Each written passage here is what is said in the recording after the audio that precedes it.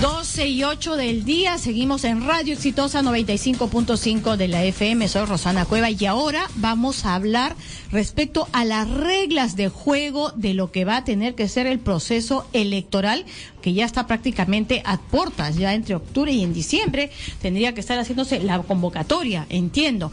Es nuestro invitado, es el señor Fernando Rodríguez Patrón, quien es director del Registro de Organizaciones Políticas, así que ojo los que quieren ser candidatos, ojo los que están al frente de organizaciones políticas, porque está por publicarse ya un nuevo reglamento de lo que vendría a ser todo, precisamente el manejo de cómo van a ser las reglas de juego de este reglamento de las organizaciones políticas, en los que se establecen plazos, fechas para distintas actividades que van a tener que tomar en cuenta si van a participar en el próximo proceso electoral. Señor Rodríguez Patrón, ¿qué tal? ¿Cómo está? Buenas tardes. Muy buenas tardes. Este reglamento cambia algunas reglas de juego, algunos puntos, establece otros plazos, por ejemplo. ¿En qué? Claro, más que cambiar el sistema vigente, está regulando un vacío existente. ¿Qué es lo que ocurre? Actualmente, la ley de partidos políticos vigente desde hace más de 10 años establece que si una persona es afiliado a un partido político, pero quiere renunciar para postular por otro partido, tiene un determinado plazo para presentar su renuncia al partido al cual todavía está afiliado. Hasta allí estamos muy bien. Pero ¿qué ocurre? Existe un vacío normativo porque la ley no establece cuál es el plazo que tiene este renunciante para comunicarnos la renuncia. Ya, o sea, tiene que informar oficialmente, no solamente mediáticamente, tiene que ir al Jurado Nacional y decir, ya renuncié. Exactamente. Pero no solo él, también la organización, ¿o no? No, el interesado, el candidato. Ya. Así es como funciona el régimen de candidaturas. Entonces, ¿qué es lo que ocurría en la práctica? Algunas personas iban a candidatear por partidos a los cuales no pertenecen. Es el transfugismo que los ejemplos saltan a la vista. Camiseta que abundan. Exactamente. Yo postulé al Congreso esta vez por este partido, pero el siguiente postulo por otro. Eso ocurre con bastante frecuencia. Bueno, nunca nos hacían llegar a nosotros esas renuncias. Y cuando se inscribía la candidatura, el jurado electoral especial decía, oiga señor, usted no puede ser candidato por este partido, pues usted está afiliado a este otro partido. En ese momento, el candidato sacaba bajo la manga su renuncia. No señor, aquí ya está. Aquí yo ya he renunciado previamente al partido. Esas renuncias nunca fueron remitidas al Jurado Nacional de Elecciones. Por lo tanto, cabe presumir que no todas, que algunas por lo menos fueron hechas a la medida. Lo que estamos haciendo es curarnos en salud y a la vez suplir un grave vacío legislativo, estableciendo que el plazo máximo que tiene el interesado para hacernos llegar la renuncia va a ser el plazo de inicio de la convocatoria a los procesos de elecciones internas. O sea, en este caso, en el mes de octubre. En el mes de octubre. En la quincena de octubre comienzan los procesos de democracia interna y el jurado no va a recibir ni procesar ninguna renuncia que se presente más allá de ese plazo. Ya, entonces, por ejemplo, yo quiero citar casos de algunas personas solamente porque son los primeros que se me ocurren, ¿no es cierto? Lourdes Alcorta, por ejemplo, que en este momento ella entró incluso con la gente del PPC en el Congreso, ya sale del PPC y está en una bancada X, ¿no es cierto? Entonces, ellos ¿qué tienen que hacer? Tienen que renunciar ya a la bancada, no solo a la bancada, tiene que ser el movimiento político, bancada, es cierto, es al partido al que pertenecen, para que luego puedan ir a otro. Creo que Carlos Bruce, digamos, de alguna manera es un ejemplo de lo que está ocurriendo. Exactamente. Nosotros hemos visto en los medios la semana pasada o el fin de semana pasado que el señor Carlos Bruce Montes de Oca, actualmente congresista, se ha incorporado al equipo de campaña pero él también estaba casi, digamos, en un limbo de partido. Pero sigue estando afiliado al partido Perú Posible. ¿Ah, sigue? Él probablemente ya ha renunciado al partido. Ajá. Eso no lo pongo en discusión. Probablemente eso ya ha ocurrido. Ok, ya entiendo. Pero esa renuncia no ha sido comunicada al jurado. Ok, ya. Lo que está faltando es esto. Es eso. O sea, es como cuando uno inscribe en registros públicos el bien, tú puedes tener el contrato de compra y venta, pues qué bien. Pero no lo inscrito. Pero si no lo has inscrito en registros públicos, no están protegidos. Exactamente. Y aquí tiene que ocurrir lo mismo. Probablemente Bruce ya renunció hace muchísimo tiempo, bueno, en este caso fue salido, pero si no acredita eso ante el jurado, no va a haber PPK ni PP causa que lo salve. Y es muy sencillo, simplemente tiene que hacernos llegar la renuncia, nada más. No se requiere de un procedimiento bastante complicado, extenso, complejo, no. Simplemente tiene que hacernos llegar la renuncia, nada más. Eso es todo. El plazo que tuvo él y cualquier otro candidato, para no personalizarlo, para renunciar a un partido, ya está corriendo. En el caso de candidatos a la presidencia de la República, ese plazo venció el 11 de agosto pasado. En el caso de candidatos al Congreso, vencerá el 10 de septiembre. Ya. Todavía, porque los candidatos se inscriben en plazos distintos. Entonces, si es que ya ha renunciado, lo que tiene que hacer es hacernos llegar su renuncia antes que comiencen los procesos de democracia interna, que, como le dije, comienzan el 15 de octubre. Ya, y en este caso sí los partidos no tienen que acreditar nada, porque yo leí en alguna nota periodística que además de la persona, del militante que renuncia para luego escribir, o sea, ahora, paso uno, solamente tiene que presentar la renuncia. Si después encuentra o no encuentra partido, ya es otro cantar, como Así dicen, es. ¿no es cierto? Así es. Ahora, los partidos también en algún momento tienen un plazo para decir, estos son mis afiliados y nada más. Caso cerrado, lista cerrada. La ley y estoy hablando de en general todos sus afiliados. La ley establece que todos los partidos políticos tienen que presentar cuando menos una vez al año su padrón de afiliados actualizado. ¿Correcto? Reglamentariamente hemos establecido que esto debe darse en el mes de marzo de cada año, pero existe libertad para que los partidos presenten 2, 3 o 4 veces sus padrones de afiliados. Le puedo dejar aquí sobre miren, los partidos políticos que más afiliados tiene en este momento es el Partido Popular Cristiano, 273.178 afiliados. Wow. Luego el Partido Aprista, 224.500, y le sigue Acción Popular con 195.000. Ahora, tantísimos, lo más probable es que ya muchos ni siquiera hagan ni vida partidaria ni nada. Yo creo que una depuración y tener las cuentas claras en esta cantidad, en cuentas respecto a cantidad de afiliados reales, es importante que se haga de repente hasta con más frecuencia, ¿no? Por supuesto, y esto es parte de la reforma electoral en la cual el jurado está manifestándose repetidamente. Eso es parte de la democracia interna. Así es. A ver, se me está pasando una cifra que también es alta. El Partido Nacionalista Peruano, 244.512 afiliados. Ahora, el tema de la democracia interna. ¿Ya tienen que jugar con esas reglas también? Con elecciones internas, vistas y supervisadas por la OMPE, por el jurado. Lamentablemente, el régimen actual no lo permite. La ley dice que todos los candidatos tienen que surgir de procesos democráticos internos, donde votan pues los afiliados de cada partido. Dice la ley. Correcto, pero esas elecciones se llevan a cabo a puertas cerradas. No participamos los organismos electorales en esos procesos democráticos. El partido lleva a cabo sus elecciones con su padrón, bajo sus reglas, en la fecha que ellos programan y punto. Luego los resultados... Sin veedores de ningún tipo. Así es. Y estos resultados, que van entre comillas, son los que se presentan como candidatos a las elecciones. Claro, y además esto es también para elegir tanto al candidato presidencial, a los vicepresidentes y también para el caso de los candidatos al Congreso, que también tendría que ser por elección. Así es. Como también para renovar autoridades partidarias. Tenemos una repetición casi constante, ¿no?, de los mismos directivos en los partidos políticos que son reelectos.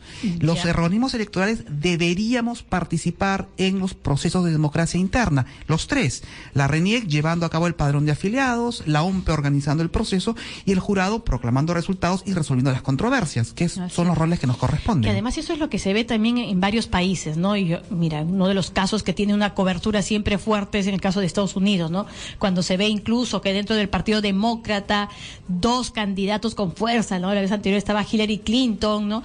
Viendo, contra el mismo Obama, viendo, ¿no?, quién resultaba ser el candidato de ese partido. Y vamos, que era una campaña fuertísima. Bueno, salió después Obama, ¿no? Pero ese tipo de democracia interna es la que se requiere fortalecer en nuestro país. En este cuadro que dice de democracia partidaria, renovación de autoridades, ¿por qué algunos partidos aparecen como que sin inscripción? ¿De qué se trata? A ver, le estoy dejando en la mesa un cuadro que resume la alternancia en el poder de determinadas personas en los partidos políticos. Este cuadro, por ejemplo, cuando usted se refiere a inscripción, es que se refería, por ejemplo, al Partido de Alianza para el Progreso, que se inscribió en el año 2008. Ok. O sea, que recién se inscribió en el año 2008 aparece. Y a partir de ahí empezamos a hacer el análisis, claro. Y ¿no? Keiko Fujimori aparece recién el partido, el partido fujimorista, es que lo que pasa es que como ellos tal en el 2010. En el 2010, claro, lo que pasa es que ellos van como que saltando de organización en organización con distintos nombres, ¿no es cierto? Ya, pero ¿qué liderazgo se mantienen? Entonces, la misma cuadro, cabeza. Lo que quiere mostrar es la poca alternancia que existe en la presidencia de los partidos políticos. Ah, no, pues es que aquí es casi de caudillos, es pobrísimo. ¿no? Sí. ¿Cuáles son los casos en los cuales hay alternancia? Cuando ha fallecido el líder y en un partido está el hermano, cuando el presidente del partido lo cede a la esposa, o cuando el padre se lo da al hijo.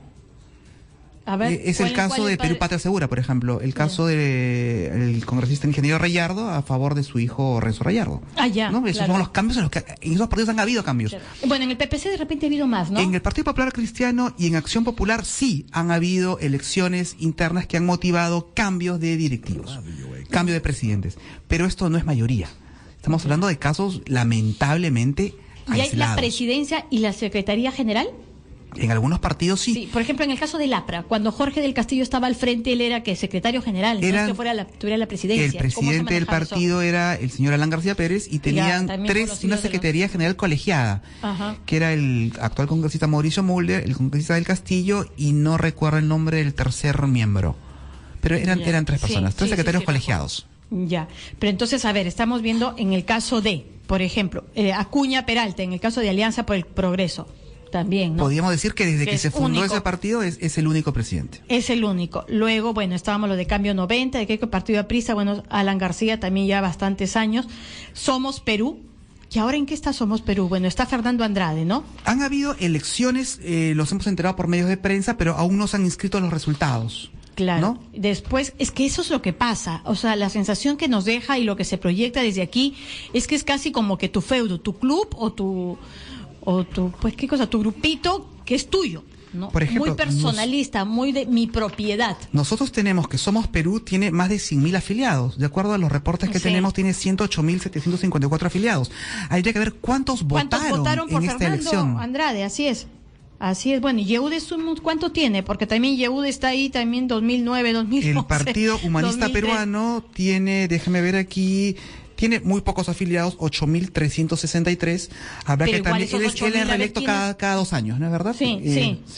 Claro, él es reelecto cada 2 años y nada. Bueno, y el Partido Nacionalista, que también nadie sabe en qué momento se entregó la presidencia a Nadine Heredia, ¿no? O sea, no se ha conocido de una elección ni de un proceso interno. No, fue una decisión del órgano colegiado del Comité Ejecutivo Nacional que sobre la base de la norma estatutaria, una atribución que tiene el presidente, delegó la función en otro miembro del Comité Ejecutivo Nacional. ¿Perú Posible cuántos tiene? Perú Posible, déjeme ver por favor, Perú Posible tiene 168.317 afiliados. Claro, también. ¿En qué momento votaron y deberían estar yendo ya nuevamente a este proceso? O sea, lo que estamos hablando del tema de la democracia interna y la votación que tiene que hacerse, tendrían que ya ir toditos estos afiliados. Y eso es para septiembre. Esperemos que estamos contra el tiempo. Eso es absolutamente claro. Y no se ve ningún movimiento de ese tipo, ninguna campaña de ese tipo al interior de los partidos. Mensajes que ha lanzado el presidente del Congreso y los miembros de la Comisión de Constitución han lanzado el mensaje indicando que van a priorizar el tema de la reforma electoral. No sé por cuál tema de la reforma electoral van a comenzar, si es por democracia interna, si es por financiamiento de partidos, no sé, pero el tiempo ya nos está jugando en contra. Esperemos que esto salga. Ahora, también hay que implementar esto. Lo que el jurado está proponiendo es elecciones internas de carácter obligatorio, que lo dice la ley, pero obligatorios con presencia de organismos electorales, en calendario único. Todos los partidos tienen que tener sus procesos de primarias en una misma fecha. Está bien, pero primero tienen que tener el padrón clarísimo. El padrón lo tenemos en el registro de organizaciones políticas y lo depuramos cada vez que es presentado por los partidos políticos. No, por ejemplo, para esas elecciones se tienen que ir con los padrones impecables. Con los que tenemos nosotros. No puede haber doble afiliación, por ejemplo. Yo no puedo estar afiliado a un partido y a otro. Si ocurre eso, solamente vale una afiliación, la que se presentó primero. El registro privilegia al que fue más diligente en presentarlo primero. Estamos depurando a aquellas personas que han fallecido, padrones que se presentan con DNIs inexistentes o padrones en los cuales se menciona el nombre de un DNI asignado a una persona y no corresponde, y la idea es que en una sola fecha se lleven las elecciones internas para candidatos presidenciales y para el Congreso. Exactamente. Ya estamos contra el tiempo. Estamos contra el tiempo, pero el Jurado Nacional de Elecciones, como cabeza del sector electoral, viene proponiendo esta reforma desde hace, no de ahora, hace por lo menos un par de años que estamos en esta lucha, y recién ahora, a finales al inicio casi de la campaña, vemos la luz donde el presidente del Congreso dice vamos a tocar el tema de la reforma y vamos a priorizarlo. Lo que no sabemos es cuál va a ser el orden de la priorización. De repente hay temas también muy importantes como el tema del financiamiento público directo, que podría ser el primero en verse, o podría verse el tema del voto preferencial. O sea, hay una serie de temas que deberían verse. Hay voluntad política. Hay que ver con cuál se comienza. Ya, en el tema de estas elecciones, para elegir incluso a los candidatos al Congreso, ¿cómo chocaría eso con el tema del voto preferencial? ¿O los que salgan elegidos son en esos números que se les va a asignar? Esa es parte de la propuesta. Si tenemos procesos democráticos internos en los partidos políticos serios, fuertes, ya el tema del voto preferencial acaba siendo absolutamente irrelevante. Ya es un poco lo que te tocó en la elección, como que ingresaste en primer puesto o 10º puesto a la universidad. El más votado de la elección interna pues va con el número 1, el segundo más votado con el número 2, y ahí se respetarán las cuotas. Cabe el tema de los invitados. Claro. ¿Y ahí cómo se maneja? Los invitados tienen que ser ratificados por el partido, o sea, no pueden ser invitados también a dedo. Por ejemplo, si se trata de una candidatura a la presidencia de la República, no basta con ser invitado. Esa invitación tiene que ser sometida al escrutinio de los afiliados del partido, que tienen que aprobar en una elección si ese invitado podrá ser candidato o no.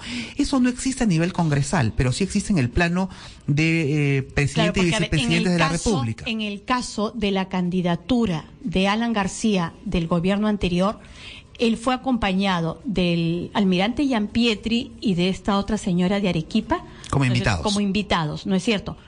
Ellos, bajo esta norma, sí habrían tenido que pasar además por esta elección interna. Bajo la norma actual. La norma actual ya establece que todos los candidatos a la presidencia de la República, sean invitados o no, tienen que pasar por un proceso de democracia interna. Claro. Lo mismo para el Congreso. No es que, ojo, que el número 5, 6 y 7 está reservado para 3 candidatos que a última hora yo por invitación lo hago, porque quiero traerme al supereconomista, al superconstructor. Eso podría obedecer a un acuerdo partidario. Tenemos, por ejemplo, vamos a hablar del distrito electoral de Arequipa. Y digamos que Arequipa tiene 7, 8 congresistas. ¿Ok? Vamos a ir a un proceso de elecciones, vamos a escoger al número 1, al 3, al 5, 6, 7 y 8. Y el 2 y el 4 son invitados. Ok. Correcto. Aprobado por las bases y es otra cosa. Exactamente. Un invitado no va a aceptar ir con el último número, ¿no? Es poco probable eso, para que me invitas. Claro. Entonces ya estaríamos sacando el voto preferencial de lado. Ya no tiene sentido. El partido ya eligió democráticamente a sus candidatos. Si se cumpliera esa norma, ya se estaría eliminando lo otro. Pues. No tendría ya sentido. Porque ya los propios afiliados ya votaron y ya escogieron a sus autoridades. Aquí son sus candidatos. Y ahora, poniéndonos del otro lado, ¿con qué creen que van a salir para que esto no se realice? Porque lo más probable es que así sea. Yo todavía soy optimista, ¿no? Aun cuando el tiempo es bastante corto, bastante tirano, todavía hay posibilidades. Entonces yo no quiero aventurar algún tipo de norma, porque lo que siempre se dice es que a veces existe la regla, ¿no? La norma, se establece todo, pero al no existir ninguna sanción o ningún castigo o eliminación pues no se cumple. Entonces siempre se dice, los organismos, pues para normas tienen, pero a la hora no tiene dientes, que lo que significa es no puede después sancionar. Si no pasaron por elección interna, ¿cabe la posibilidad que digan no se pueden inscribir? Es que el problema está ahí, eso acaba siendo, si se quiere, un juego de palabras. ¿Por qué razón? Porque sí tiene que haber sí o sí democracia interna en los partidos. Lo que nosotros decimos es, no las conocemos, no sabemos cómo se llevaron a cabo, porque al momento de que estos candidatos van a ser inscritos en un jurado electoral especial, tiene que presentarse pues el acta de la democracia interna de esos partidos. Lo que pasa es que esas actas pueden haberse hecho a puerta cerrada. Nadie la supervisó.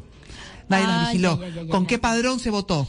¿Quiénes votaron? Pero no lo hacen así como cuando uno va a votar el día de las elecciones, que ahí aparece mi firma, mi huella digital y todo. Esos deberían de alcanzarse, ese tipo de... El jurado, lamentablemente, no participa en estos procesos electorales internos porque la ley dice no. La ley dice, los partidos podrán, es condicional, podrán solicitar apoyo a la OMPE. Podrán. Y muchos no lo hacen.